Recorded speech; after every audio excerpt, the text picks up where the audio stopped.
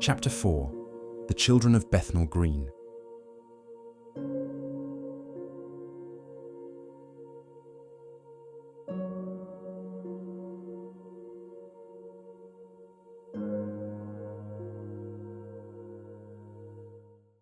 The bell rang long before the sun, summoning bodies from cold beds the way a shepherd drives sheep from the pen.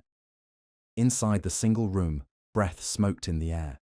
Damp climbed the walls and never came back down.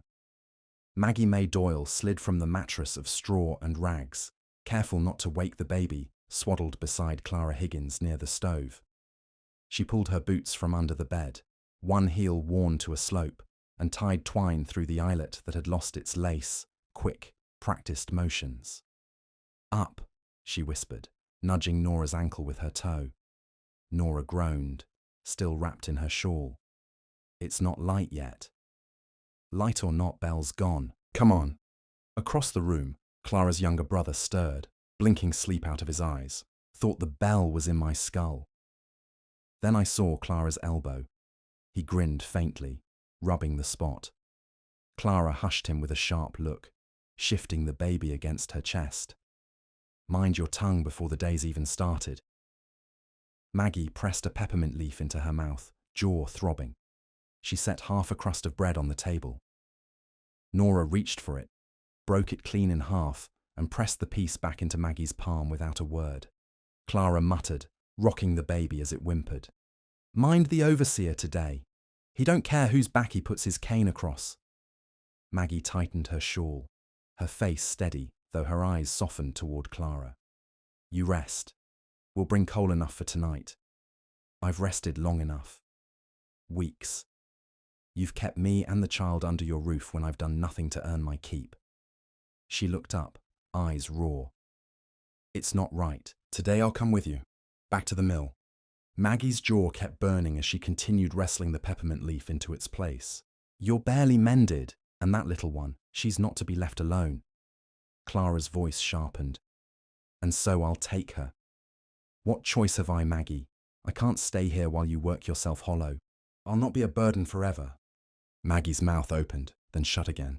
She wanted to say the truth, that Hargreaves would never spare her, not for pity, not for anything. But Clara's shoulders were stiff with pride, and the baby's whimper rose like a reminder that nothing in the room was easy. "Do as you will," Maggie said at last, though her stomach turned. Clara nodded, a little too quickly. She lifted the baby into her arms and pressed her cheek against the downy head. "She'll sleep through it. Hargreaves won't even notice." Maggie knew better, but the words caught in her throat. They stepped into the stairwell, and the building's smell met them. Coal smoke soaked into wood, old cabbage, damp wool. Below that, privy and skin, and the river's sour breath. The steps pitched toward the lane. They took the slant without thinking, bodies tuned to it. Outside, the fog hung between the houses like cloth. Gas lamps made small islands of yellow over the slick stones. A rag-and-bone man pushed a cart with a wheel that complained every turn. A horse lay under a tarpaulin near the curb, hooves jutting stiff beneath the canvas. Someone had chalked a tally on the wall beside it. A watchman clicked his rattle once, a lazy warning for latecomers and drunkards. They fell into their usual pace, brisk, heads bent, silent at first. Then Joseph spoke, because he always did. "Reckon the foreman's got a tally against me. Every time I lift a frame, he scowls like I've robbed him." "That's because you're slow," Nora said, clutching her shawl close. "I'm not slow. I'm precise." Clara gave a tired snort, bouncing the baby in her arms. "You sound like our Dar when he tried to talk his way out of debt, and you've less silver in your tongue than he had in his pocket." Joseph's grin flickered. "Better no pocket than leave you in the street." The words hung. Maggie glanced sideways, but said nothing. Clara's mouth pinched, her eyes glistening in the fog. Nora shifted uncomfortably. "Well, if Maggie hadn't taken us in, none of us would have a roof, so maybe hush about pockets and debts." They walked a few steps in silence, boots splashing in shallow puddles. Finally, Maggie broke it, her voice even. "It's not the roof that matters. It's keeping it. She adjusted her shawl and quickened her pace.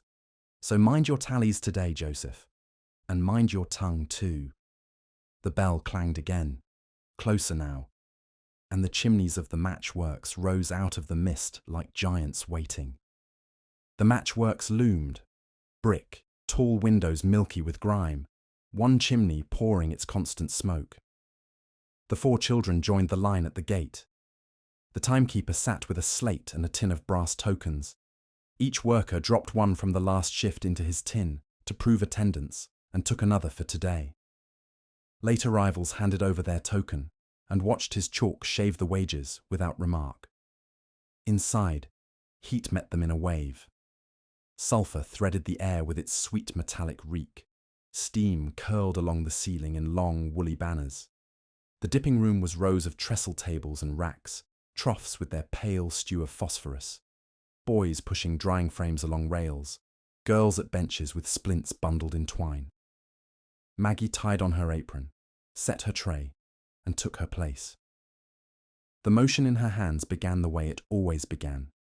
Dip, lift, shake, lay to dry. The white sheen clung to the wood like frost. Her fingers yellowed where it touched. Nails edged the pale of old bone. Nora worked opposite, face already damp. "Tell Clara I can mind the baby next Sunday if church takes her," Nora said, eyes on her work. "She'll be at the tubs." "I'll tell her," Maggie said. "We'll bring the washing after the noon bell." The words were smooth as a prayer they'd repeated 1,000 times. Dip, lift, shake, lay. The overseer passed with his cane tick-ticking against the table legs. Measure, measure, measure. He had a watch in his waistcoat and a pencil that lived behind his ear. When he stopped at a station, shirts slowed around him without meaning to. He didn't look down to see the hands. His eyes lived in the numbers he wrote. "Piece rate boards will be changed at dinner," he said, not to anyone and to everyone. "New tally by the door." A boy dragged a drying frame past, shoulders hunched around the weight. Soot had already settled into his hair. He was 13 at most, quick with his feet. Ash Cartwright, boiler lad, crawled under the furnaces between runs and came out grinning whenever he found a coin fallen through the floorboards. He scuffed a mark with charcoal on the side of the rack, a crow with wings like slashes, while the overseer's back was turned and had the sense to turn the board inward before anyone else saw it. "Shift that frame, Ash," the overseer said without looking. Ash shifted it. Mid-morning, the phosphorus caught in a tray 3 stations down. The flare came quiet, just a soft whoomph and a lick of light. And then the dipper's sleeve went with it. She slapped her arm into the sand bucket without sound, teeth clenched, eyes on the far wall. The floor didn't stop. 2 girls moved to her station to cover the loss and kept their hands from shaking. A voice rose under the machine breath, soft and steady, threading the clatter rather than fighting it. Joseph, older than Ash, younger than the men who hauled crates, light in the wrists, hummed a ballad you could only half hear. He didn't look up when the cane rapped the board by his hand. The sound of work swallowed the warning whole. The noon bell came by instinct in the body before the ear caught it. Maggie set her tray aside, flexed her hands until the stiff in the knuckles gave. She unpinned her apron, drifted with the rest toward the yard where the sky was a rectangle and the air bit again. The stew seller's boy set his tin on a crate and ladled with rhythm. Maggie did her sums and kept her pennies in her pocket. She sat on the step, back to the brick, chewed the rest of the crust until it was a paste that filled her mouth, then swallowed and pressed a fresh peppermint leaf into place. The ache eased to something she could box and set aside for an hour. Clara crossed the yard with her little girl on her hip, the child asleep like a wet rag. Her hair had come loose from its pins. She smoothed it back with the heel of her hand, shoulders tense as though bracing for notice. She angled her chin toward the posting board, but a voice snapped across the yard. "Stop there!" Every head turned down at once. Men shuffled their boots. Girls bent suddenly over their crusts of bread. The air itself seemed to shrink. Roland Hargreaves had stepped from the mill's doorway. Owner, master, tyrant, depending who whispered it. He was a man grown fat on other people's hunger. His waistcoat strained across his middle, and the brass tip of his cane struck stone with every step, a sound the yard had learned to fear. His eyes, small and sharp above a heavy moustache, scanned the workers the way a butcher scans livestock. "What's this?" He jabbed the cane toward Clara's hip. "A squalling brat in my yard?" Clara froze, clutching the child tighter. "Sir, there was no one else today. Please, I'll work as I always do. She'll sleep by the stove." Hargreaves barked a laugh, cold and hard. "I don't run a nursery. Least of all for the byblows of whore mothers too cheap to keep their skirts tied." A ripple went through the yard, workers fixing their eyes to the ground, faces gone pale. Clara's cheeks burned scarlet. She opened her mouth once, shut it, then managed, "Please, sir. I need the day's wages. Just this once." Hargreaves leaned close enough that the brass tip of his cane tapped the edge of her apron. His voice dropped to a hiss, loud enough for the yard to hear. "You'll have half. Think of it as tuition in shame. And if I see that bastard again on company ground, you'll have nothing. Not a penny. Not a post. Out in the street where you belong." He straightened, snapped the cane against his palm, and turned away, dismissing her like ash flicked from a pipe. Clara stood frozen, her baby heavy against her shoulder, eyes bright with humiliation, but no tears dared fall. She shifted the child, muttered a stiff, "Yes, sir," and moved on toward Maggie and Nora, who looked at her with a silence heavier than pity. No one spoke. The yard seemed to hold its breath. Then, as if on a signal, heads bent, feet turned, and the line of workers trickled back toward their stations. In this place, outrage had no use, only silence, only work. Hargreaves's eyes swept the yard like a lash. They caught on Maggie, who hadn't dropped her gaze quickly enough. He barked across the crowd, voice sharp as cane on wood. "You staring, Doyle? 16 and already with a jaw like an old crone. Keep your head down, girl." The words slapped harder than any cane. Maggie pressed her lips together, peppermint burning in her cheek, and bent to the motion of the line. Around her, no one met her eye. Maggie read the new tally when the yard began to drain. The numbers told their own small tale. For the same box count, a penny shaved. No one said anything. Someone's throat clicked.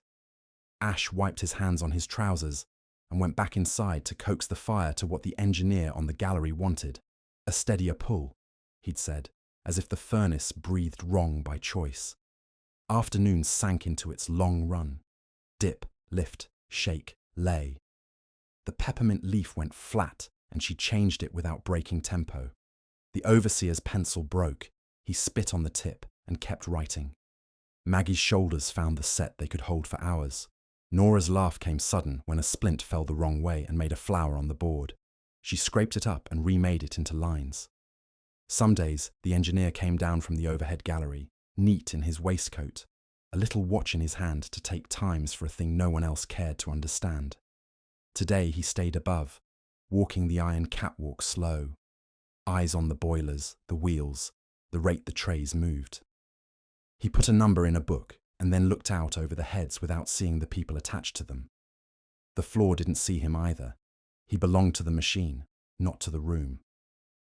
When the end bell came, a longer, lower peal, the floor loosened by degrees, backs unbent, aprons untied. The smell of sulphur stayed in the hair and clothes and skin, no matter how much steam had curled the day. The timekeeper traded tokens for stubs, the stubs for coin at the desk with no ceremony. A halfpenny short here, a farthing short there. The board explained why if anyone thought to ask, so no one did. Maggie and Nora stepped into the lane where the fog had thickened and turned green by the lamps. The boots found the path the feet knew, past the costers closing their barrows, past a woman folding the canvas over her jelly eels, past a boy chalking figures on a wall for a game he'd finish tomorrow, if the rain didn't take it first. The bell of St. Botolph's tolled a far hour. "Water first," Maggie said. Nora nodded. They split without question. Nora for the pawn shop with a shawl she'd take back next week if nothing worse came. Maggie for the pump. The queue had its own weather. Women held tin pails and earthen pitchers and kept their hips set so elbows didn't find ribs. A man coughed wet and turned his face to the wall. A girl in a torn bodice counted coins under her breath and lost her place and started again with patience. Maggie waited through the pump's coughs and spurts until the bucket filled, the iron handle heavy under her palms. She set the lid and bound the rope across, then lifted the yoke to her shoulders and let the weight find where it could sit without biting. On the walk home, she turned at the brick by the alley mouth, where someone had marked a bird in soot. It wasn't the first she'd seen that week. This one's wings were broader, the strokes more certain. She didn't linger. The river air worked knives into the bones if you stood still long. The lodging house door stuck halfway. Maggie put a hip to it and stepped in sideways. The stove in the corner ticked gentle, not dead yet. Clara bent over the washboard in the tub, sleeves rolled to the elbow, forearms corded like rope. The baby slept near the stove, his breath soft against the ragged blanket. The rent man's chit sat under the sugar pot, a corner torn. A penny had come out of it already. Maggie paused, watching Clara's bent shoulders, the way her jaw tightened with every stroke of the board. Hargreaves's words still echoed in her ears. Bastard. Whore. So sharp she wanted to spit them back into the dark. She wanted to say something now, anything, to break the silence and tell Clara she wasn't what he named her. But saying it aloud would only scrape the wound raw.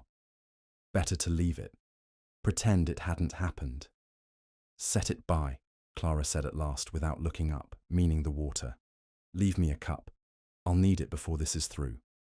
And Mrs. Price came by with word. Hers has turned bad. They've sent for the doctor. The child? Maggie slid the yoke off and eased the pail to the floor. I saw her sleeping in the yard. Not the babe. The tooth, Clara tapped her own jaw, grimacing. She didn't have to say which tooth or which kind of rot. Maggie's stomach knotted. She knew the smell, the pain. Maggie poured and fed coal and watched the first steam lift. She took the tin box from the mantel, shook 2 coins into her palm, counted, dropped one back. She set a third beside the chit and pressed the 2 remaining into the pocket at her waist. Nora came in with her shawl folded neat over her arm and her eyes bright from the pawnman's lit shop, that brief warm island in the dark. She set the ticket on the mantel like a prize, breathed once and laughed at herself for it, and tucked the laugh away before it could catch. He gave me the same as last time. Good, Maggie said. She strained lint through her fingers into a clean bowl. We'll see Mrs. Price in the morning. The latch lifted, and Joseph slipped in, hair damp from the fog. His jacket smelled of horse and coal dust. He set a wrapped heel of bread on the table and unhooked a scuttle of coal from his yoke. Queue at the baker stretched halfway to Whitechapel, he muttered, stamping his boots, and the coalman near charged double 'cause of the rain. Maggie only nodded, setting another onion on the board. It was nothing new. Queues and cheats were the air they breathed. They ate bread and onions at the table because bread and onions were what the table had seen 100 nights. Maggie took her peppermint leaf out to drink and set it back when she'd swallowed. Her jaw sat quieter now, though the sweet rot had moved into the room with the steam, shy and stubborn both.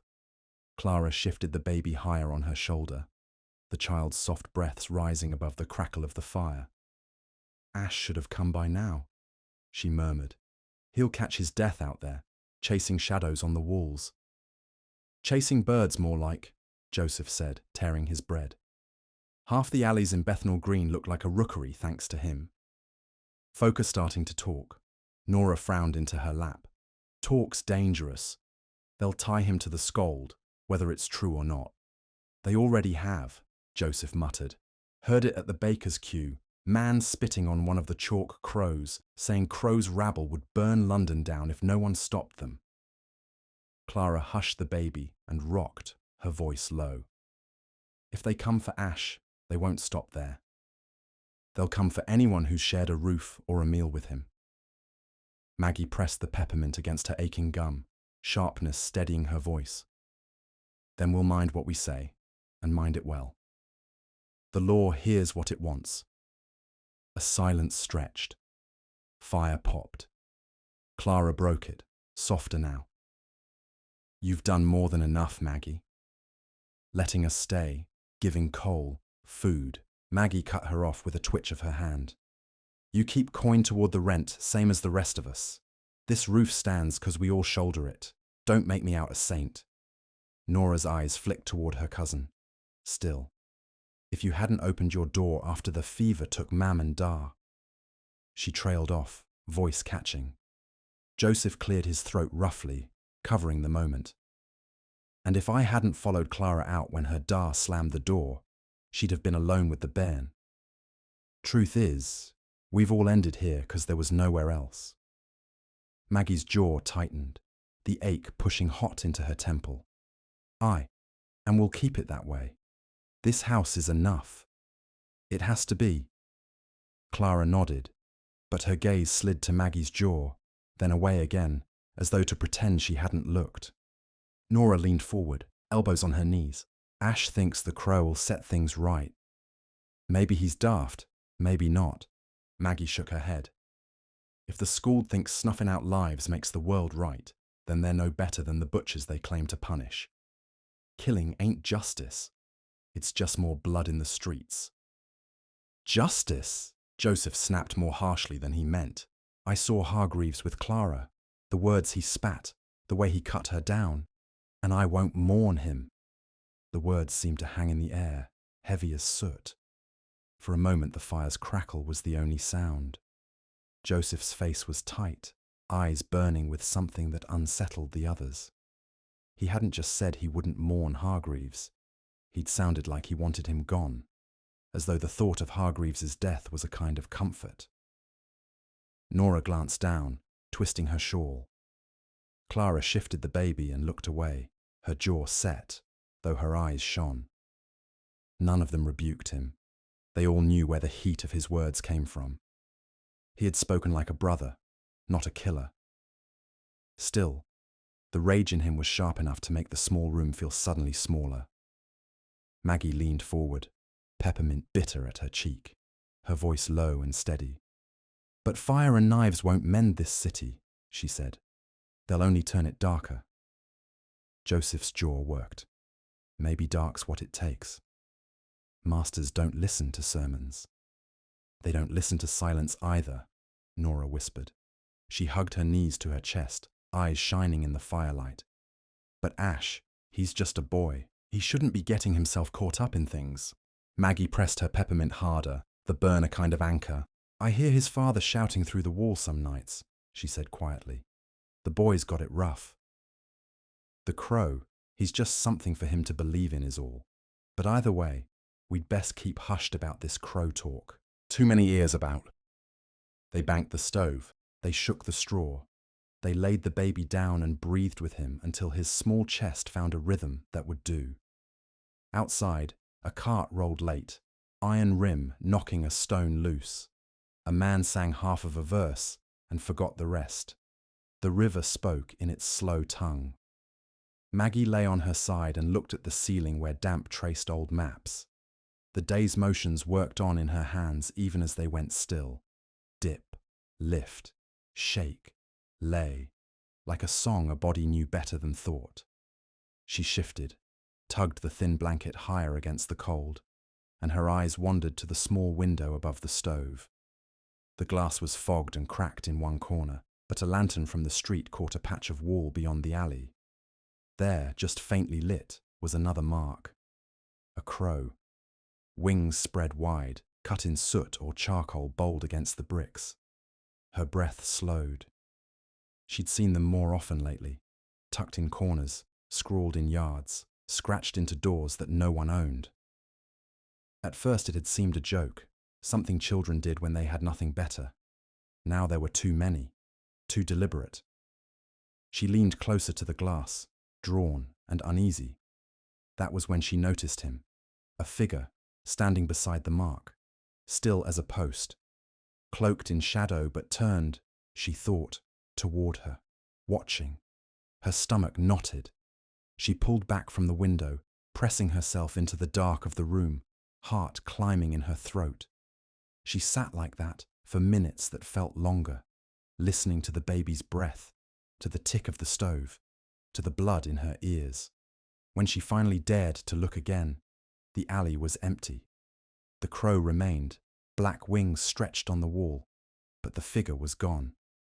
She pulled the blanket over her head, eyes open in the dark, thoughts racing too fast to catch. The bell would sound again before light, but sleep would not come easy.